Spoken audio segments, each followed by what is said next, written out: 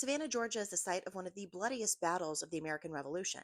And if you've ever visited the Georgia State Railroad Museum, you may have walked on top of some of the bodies left behind. Hi, my name is Enika. I'm a lover of all things Savannah, Georgia, and spooky. And for the 13 Fridays of summer, I'm sharing a new, spooky, and completely true fact about Savannah, Georgia.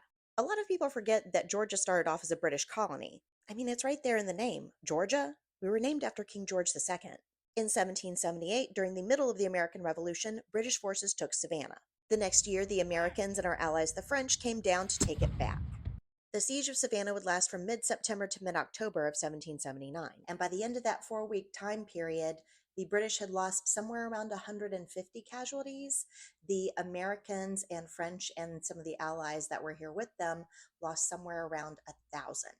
The worst day of the siege was October 9th. By the end of the day, the ground that makes up Battlefield Memorial Park, the Georgia State Railroad Museum, and the Savannah History Museum would have been covered in bodies. When that same area was being developed for the railroad in the early to mid-1800s, skeletal remains of some of those soldiers were located.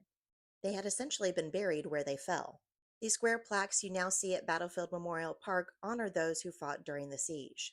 And every year on October 9th, we have the Battlefield March. Historic interpreters and other history enthusiasts gather to march from the Savannah Visitor Center to Battlefield Memorial Park.